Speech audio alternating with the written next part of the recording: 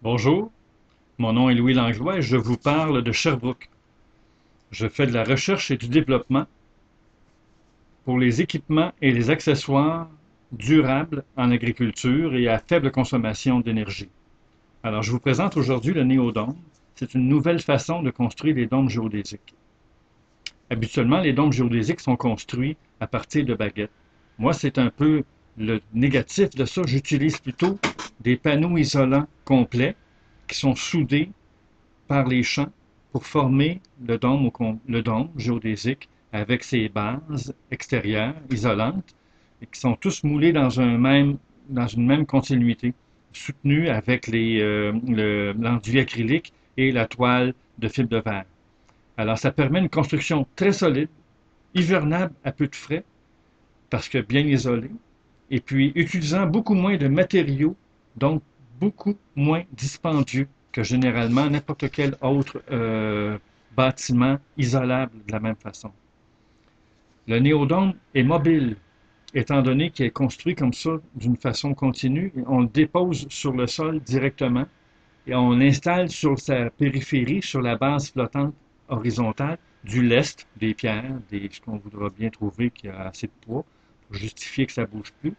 Et puis quand on a besoin de le déplacer, on enlève le lest, on se regroupe en groupe, et puis on le lève, on le déplace, puis on va le déposer ailleurs.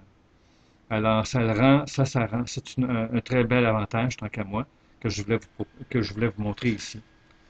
Le néodôme sert, comme un néodôme qui serait fait comme une serre, il maximise la luminosité au maximum.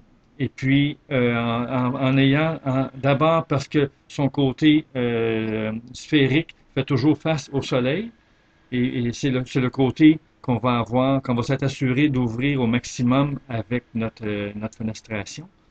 Et puis, le côté nord, il est réfléchissant, ce qui fait que la lumière arrive des deux côtés, même si le côté nord est isolé.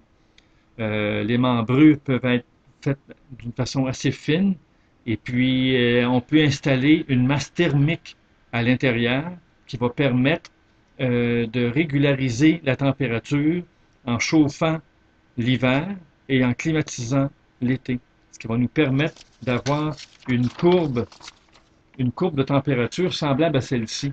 Alors on voit bien ici le jour, la nuit, le jour, la nuit. Le jour, en conventionnel, il y a une grande fluctuation. Le jour, ça chauffe beaucoup, il faut ventiler énormément. Puis le soir, il fait très froid, il faut chauffer énormément. Alors avec un néodôme, on se retrouve avec une fluctuation beaucoup plus douce. Ce qui fait qu'ici, on n'a pas besoin de ventiler tant, puis là, on n'a pas besoin de chauffer de temps. Ultimement, si on installe tout bien comme il faut, ça ne gèlera pas dans le néodôme en hiver, sous toute réserve.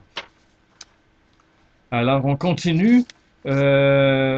Ici, vu que le néodôme est construit en panneaux plats, des panneaux complets, on a la possibilité de découper des fenêtres à notre guise. Ici, on voit deux panneaux en continu qui ont été soudés avec l'enduit acrylique solide.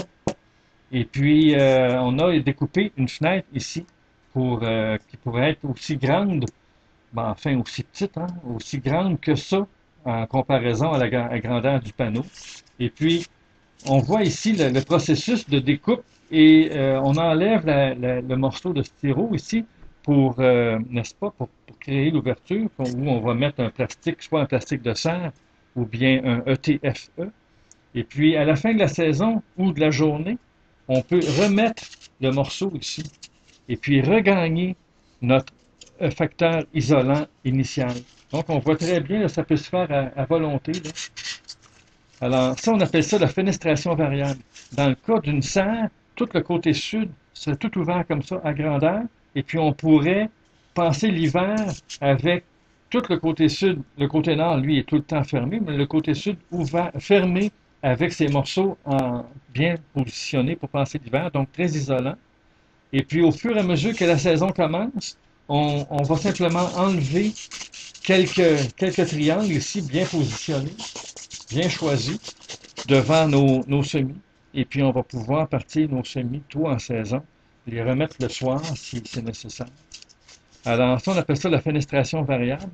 Et puis, c'est une réponse finalement à ce que plusieurs cherchent depuis longtemps, c'est-à-dire réussir à faire une serre hivernable, chauffable à peu de frais, et puis qu'on puisse la fermer pour ne pas avoir l'impression de chauffer le dehors, n'est-ce pas?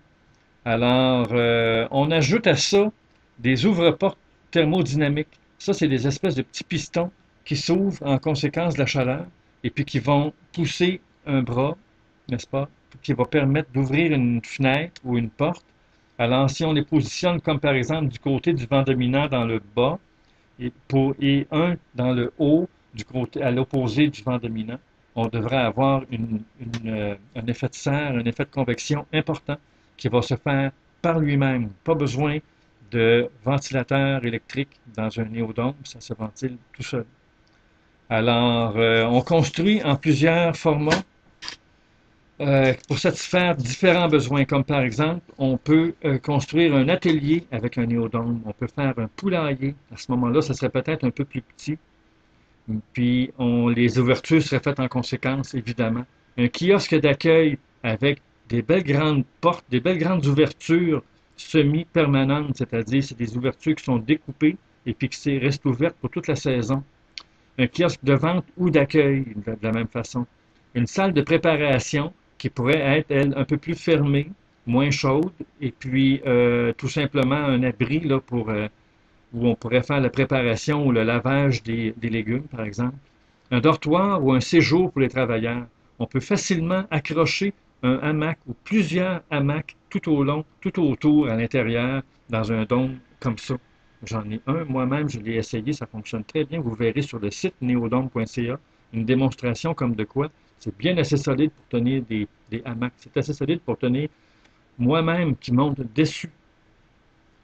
Une chambre froide, on peut construire une chambre froide à partir du néodôme. On va simplement utiliser double épaisseur de styro, aucune ouverture, et puis un système de climatisation, un système de refroidissement, une unité de clim, pour ramener la température plus, n'est-ce pas, se faire une chambre froide. Alors, c'est imbattable comme prix.